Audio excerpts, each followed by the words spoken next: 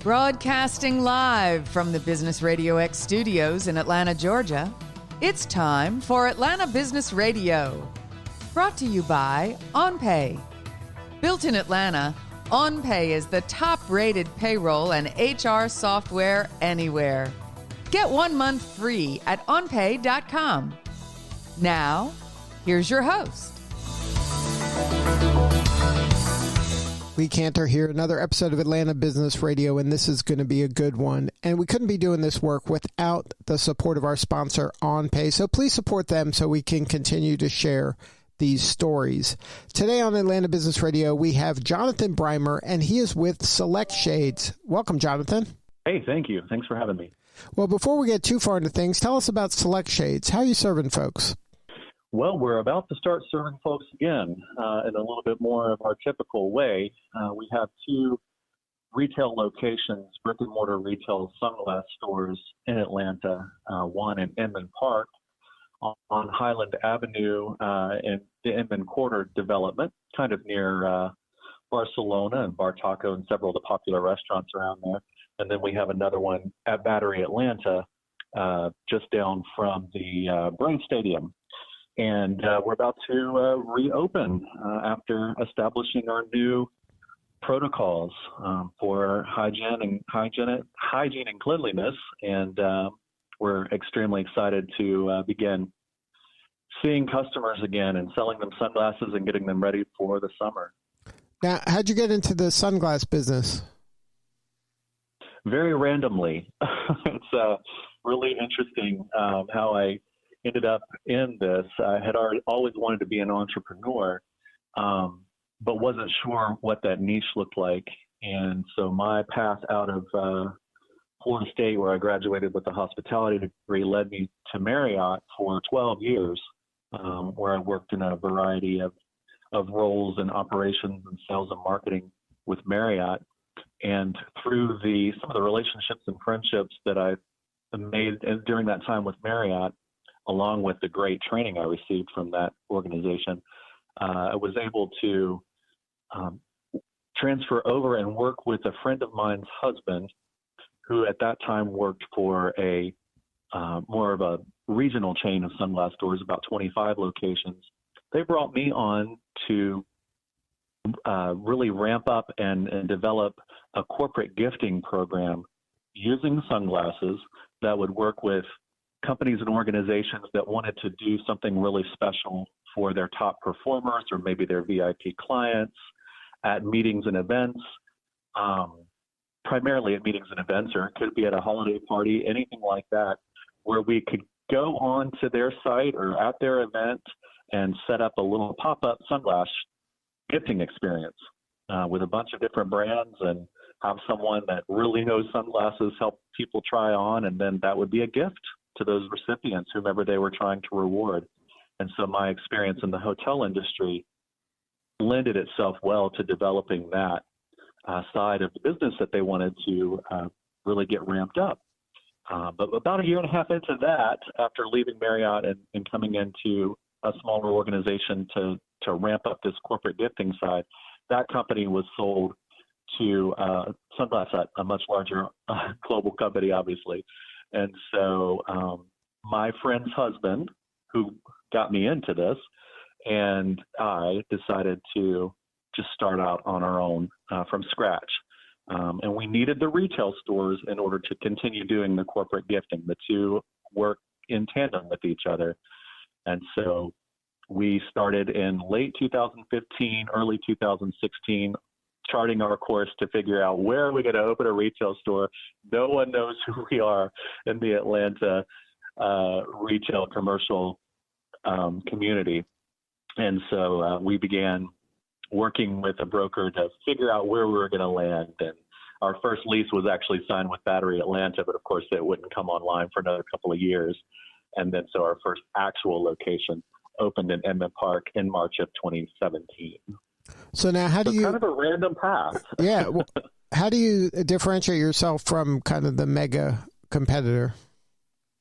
Yeah, we really focus on finding brands that will resonate with the communities around them. So we're not just a plug-and-play sunglass retail store. We design our stores, our aesthetics, and our brand collections around the communities in which they sit. So Inman Park, our Inman Quarter store, you're more likely to find maybe some funky and a little bit off colorful designs and brands that fit more in that in-town community. In the Braves, you're more likely to see a lot more Oakleys or Under Armours because they're a little bit more lending themselves towards the athletes in the sports world and things like that. But what we really try to do is offer a much larger brand selection and bring brands that are regional or entrepreneurial or startup into the retail space so that people can be introduced to something new. Yes, Ray-Ban continues to pay the bills, but as part of what our culture is, we like to work with new brands and entrepreneurial brands and offer them a space inside our retail stores where we can tell their story. Now, maybe educate our listeners about how to choose the right pair of sunglasses. Like what are some of the do's and don'ts, and what should you be looking at as a consumer? Is it just style? I like how it looks, so therefore that's the one for me. For some people it is. Yeah, it's a very personalized choice for each person. Some people go into it simply for the style. And for those people, the brand is really important. One thing that's unique about sunglasses is that it allows you to get into the high luxury and high fashion brands like Gucci and Prada for a lot lower out-of-pocket cost than what you typically have to spend to get an item from those brands. So it's an entry level to get and own something from those high fashion brands that it's not going to totally have to take out a second mortgage in order to get something. So that's really important to some people. So for some people, it's the fashion aspect. For other people, it's the technology of the lenses and getting the clearest and most vibrant lens possible. For some, it's color blindness correction. We have a brand called Enchroma in our Battery store that helps people that are colorblind develop a sense of and perception of color, which those stories are super cool. So it's a combination. It's kind of a personalized decision, and that's why we thought as part of a retail store, retail is struggling in general and everything's going e-com, but this is a product that still resonates with people in person. They like to try it on. They like to see how it fits. They like to know how it protects them and what the different features are based on their lifestyle. Maybe they're a golfer. Hey, what type of lens works for me? And so it's not just the fit and the face shape, but it's also just the information that we can exchange in a retail environment and help people understand, hey, what all types of things will you use this one little accessory for? So it's really interesting to dive into that and see what people find and get out of their sunglasses. Most people don't even think about it until we start having those conversations in the store. And when a customer comes in the store, is it a very kind of do they get a lot of help in terms of, is this fit my face right? Is this the right shape? Is that a way that from an experience standpoint that the customer is going to get something that kind of optimizes the sunglasses for their look and for their face shape and things like that? For sure. And that's something that we start, kind of are trained to see right off the bat is face shape and then other cues. What are their fashions? Are you really dressed up and preppy? Are you a little bit more conservative and casual? So all of those cues kind of help us right off the bat. And then we kind of you get the conversation started, tell them a little bit about us and listen, hey, what neighborhood are you from? We love to meet our neighbors and find out what areas of Atlanta people are coming into our stores from. And then we kind of watch and see where people kind of gravitate to. And from there, we can really help. You like Burberry? Well, based on just your look and everything, try this one on. And then it just kind of goes from there and it becomes fun. Now, talk about the event side of the business. Is that still going on, or because of the pandemic, that's kind of on hold? What's going on with that side? But that's part of the business model, I'm sure, no matter what the case is today. It is still part of the business model, indeed, and it's traditionally, prior to the pandemic, a huge part of the business model because we have done hundreds of events globally with everything from smaller community real estate companies that are maybe introducing a new community and they want real estate agents to come and view information on that community. It could go from something as simple as that, or maybe even a wedding party, all the way up to working with Fortune 500 companies that want to reward their global sales team. And so for us, it's been a big part of our business, and it's been a part of our business that unfortunately, due to the pandemic, has completely dried up for all intents and purposes. When we started into the pandemic, a lot of organizations were debating on how they could still give their top performers a gift for all of the hard work and success that they had in the year prior. And they, since they weren't going to be able to have a meeting on site in a resort somewhere or travel, they transitioned some of it to virtual. And so we were able to capture some of the business virtually by doing a customized website for them where their recipients could get a link and go in and pick which sunglasses they want. And then even if they still needed that interaction, we had ways of doing a Zoom call fitting and things like that to help them figure out and answer questions about which pair that they wanted to choose. But even that has really slowed down now. And we're trying to figure out, okay, what's going to be the trigger in this pandemic to where people are comfortable traveling again and the organizations are comfortable having their individuals come to meetings again and events.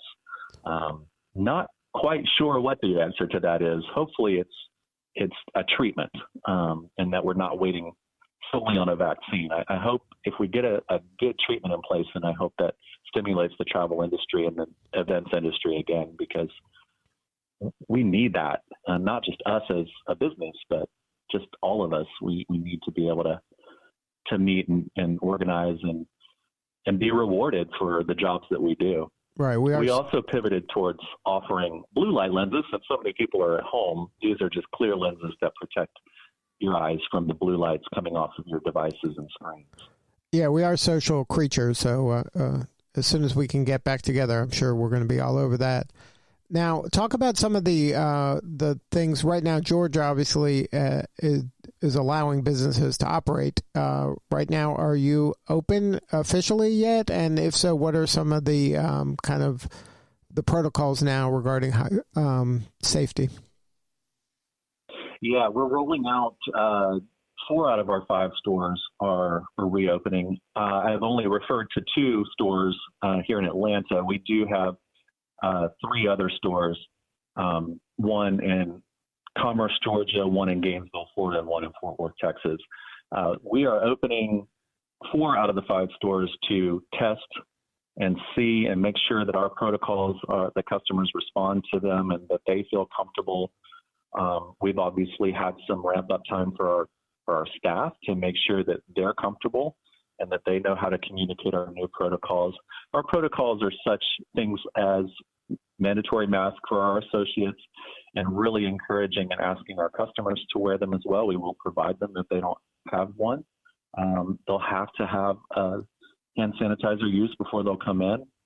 And then once they try anything on, that product, rather than go back on the shelf, will have to go through an extensive 90-second hydrogen peroxide sanitation process. So we're working through our chain of it going from the customers trying it on to a cart in the store to be wheeled back, disinfected, and then wheeled back into the store ready, to be on the shelf again.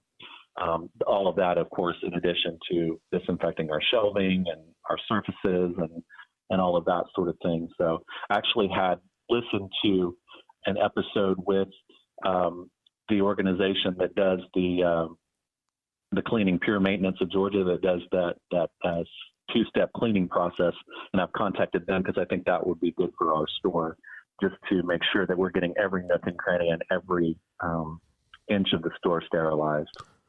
Right. Yeah. That I think that the customer wants to see some sort of protocol that where they feel safe and secure, and it sounds like you're in the right direction there.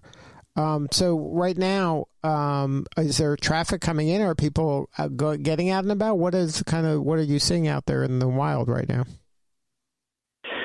Nothing just yet, because our first day is on the 14th tomorrow.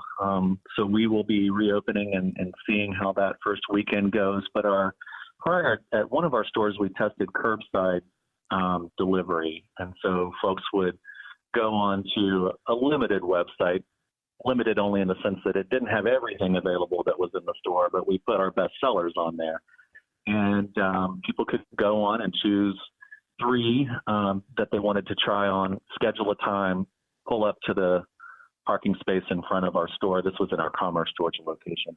And then the store associate would bring it out to their car, let them try it on, and then decide if they wanted to purchase from there. And that actually showed a lot of promise. People were responsive to that and made quite a few appointments to come out and buy sunglasses from their cars. So we're encouraged with that early results, and then this will be our first weekend open. So we're looking forward to seeing the different dynamics of depending on which neighborhood we're in, how many people will come out. And we did a lot of surveying in the park neighborhood as well, because we wanted to reach out to that community and get a sense of what will make you feel comfortable coming in and shopping in a sunglass store again. So we used a lot of our learnings from that to develop our protocols. Well, good stuff, Jonathan. Congratulations on your success and really evolving and pivoting when necessary. It sounds like you're on the right track. If somebody wanted to learn more about the company Select Shades, is there a website, social media links? Like, where can people find you? Yes, all of the above. Our website is select-shades.com. You can learn about our retail stores, myself and my business partner, and our gifting program. If you have any interest in a meeting or an event or something like that for your wedding party, give us a shout for that as well. There's a little thing to fill out that will get in contact with me directly for our events. That's our website, select-shades.com. We're on Instagram at Select Shades, and each store has their own Facebook page as well. So quite a few places to find us. Well, thank you again for sharing your story, and best of luck as you open. Thank you so much. It was a pleasure. All right, this is Lee Cantor signing off for Atlanta Business Radio. And once again, we could not be doing this work without the support of our sponsor, OnPay. So please support them so we can continue to share these stories. Today's episode of Atlanta Business Radio is brought to you by OnPay. Built in Atlanta, OnPay is the top-rated payroll and HR software anywhere. Get 1 month free at onpay.com.